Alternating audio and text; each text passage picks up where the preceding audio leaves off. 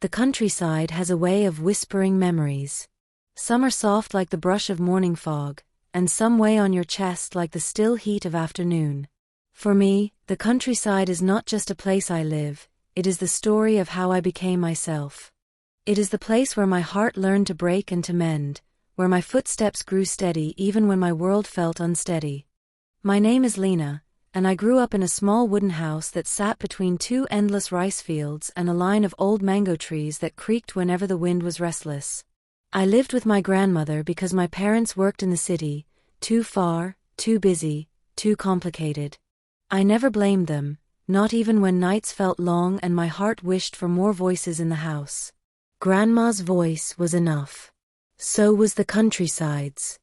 But the real magic of my childhood arrived one rainy morning when I found a shivering ball of fur under our house. A puppy, tiny, white, and trembling. I named him Snow. Snow became my best friend long before I learned what loneliness truly meant. My grandmother was the kind of woman who carried both softness and storm inside her. Her hair was silver like the moonlit river, always tied in a neat bun at the back of her head. She spoke in quiet words but lived with fierce determination. She woke before the sun, lit incense at the small shrine by the window, fed the chickens, and boiled rice porridge like she had done for 50 years. When I was small, I used to ask her, "Grandma, why do you wake up before the sun?" She always answered, "Because the world begins in silence, child. If you listen closely, the silence tells you things." At the time, I didn't understand. I only knew that she seemed to belong to the land, as though every blade of grass grew a little taller because she breathed. Our house was simple, wooden walls, a creaky bamboo floor, and a roof that complained loudly during thunderstorms. But it was warm. And it was safe.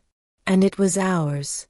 On most mornings, I sat on the veranda, watching Grandma harvest vegetables while Snow chased dragonflies in the yard. When he finally caught one, or believed he did, he would run back to me proudly with empty jaws and wagging tail. I laughed every time. Snow was family the moment I held him. Snow wasn't just a dog, he was a light that followed me everywhere. He slept at the foot of my bed, waited outside the bathroom like a tiny guardian, and barked at every chicken that dared to wander near my slippers. He knew every inch of the countryside.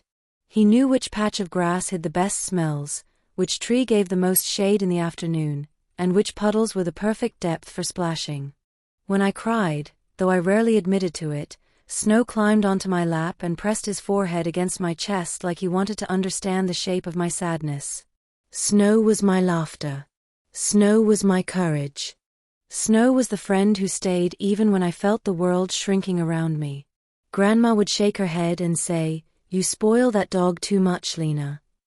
But even she smiled when Snow curled up beside her during afternoon naps. I studied at a small school 10 kilometers away. Grandma and I walked the dirt road together every morning until we reached the main path where other villagers passed by on bicycles or old motorbikes. Sometimes we rode with them, sometimes we walked the whole way. Snow always followed until Grandma yelled at him to stay home. My classmates were kind, but friendships in the countryside moved slowly, like the seasons. Most kids had siblings. I didn't. Most kids went home to houses full of noise. I went home to quiet fields, the croaking of frogs, and Grandma's gentle humming. But I never felt alone, because Snow was always waiting at the gate, tail wagging like crazy, as if the world had stopped spinning without me. Every afternoon, we ran into the rice fields. I collected wildflowers, Snow collected mud on his paws. The sun dipped low, painting gold across the sky, and sometimes I stopped just to watch it. "Snow," I would whisper, "the sky is bigger here. Do you think the city has a sky like this?" He would tilt his head and bark softly, as though saying, "Here is enough." And I believed him. Grandma had a way of teaching without teaching. She didn't sit me down with lessons, but life beside her felt like walking through a library of quiet truths. "Don't fear the future," she said one night while cutting mangoes. "Fear missing the small blessings today." Why do people leave the countryside? I asked. She smiled sadly. To find the things the countryside cannot give. And what cannot the countryside give? She placed a mango slice in my hand.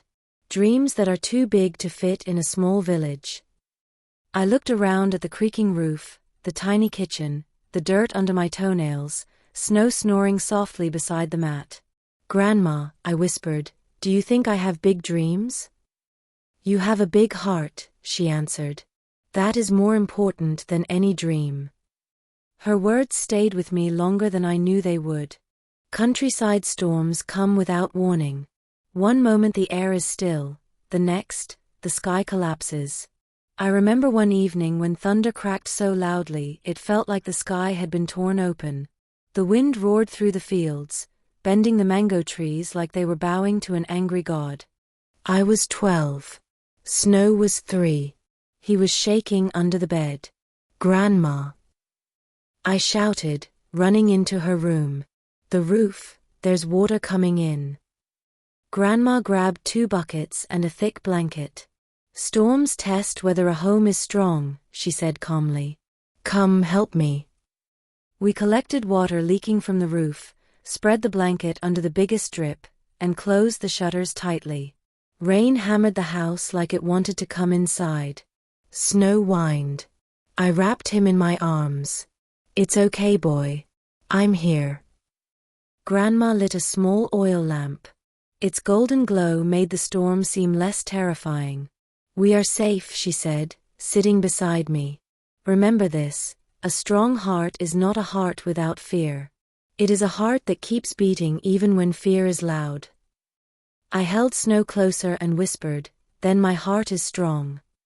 The storm passed after an hour, leaving a world washed clean. And though the roof needed repairs, the house remained standing. So did we. As I grew older, I learned to love the things many people took for granted: the smell of wet soil, the softness of fireflies drifting above the grass, the way the horizon swallowed the sun so gently each evening. I became the girl who collected dusk, in memories, in sketches, in the stories I whispered to Snow when no one else could hear.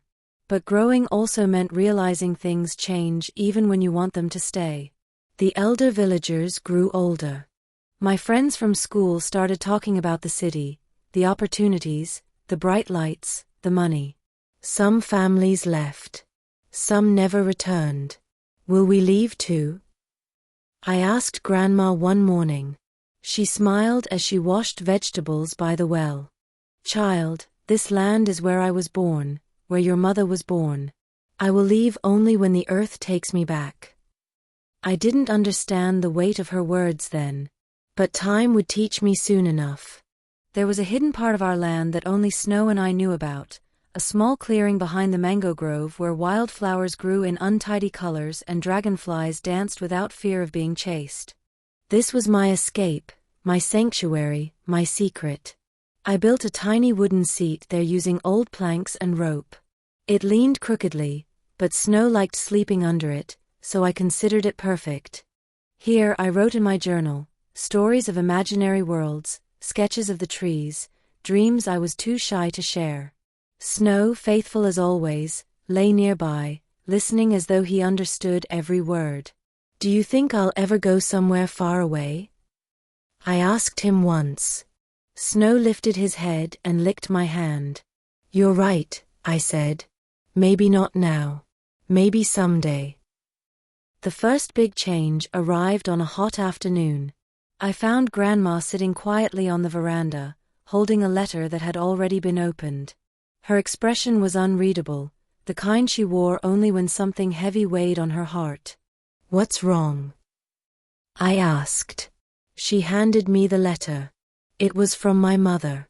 They wanted me to move to the city for school, better education, more opportunities, a brighter future. My fingers trembled slightly. Snow nudged my knee. Do you want to go? Grandma asked softly. I don't know, I whispered. You can say no. But nothing, she said. The choice is yours. I stared at the letter. The city felt like a faraway planet, loud, crowded, too fast for my quiet heart. But Grandma always told me not to fear the future. Snow poured at my foot, as if sensing my confusion. I love the countryside, I said. I love you. I love snow. I don't want to leave. Grandma smiled gently. Then stay. And I did. I chose my home. I chose my grandmother. I chose snow. Life continued its gentle rhythm. I turned 13. The rice fields ripened again. The monsoon came and went. Snow grew stronger, faster, more mischievous. Grandma's steps grew slower, but her spirit remained steady. Some evenings she sat on the veranda, massaging her knees. You okay, Grandma? I asked. Old bones complain, she chuckled. But I'm fine. But I noticed she tired faster. She slept more during the day. She coughed more often at night. I brought her warm tea with honey, rubbed her back when her breath sounded rough, and Snow stayed curled by her feet like a furry guardian. I didn't know it then, but the earth had begun calling her back. It was the beginning of harvest season when everything shifted.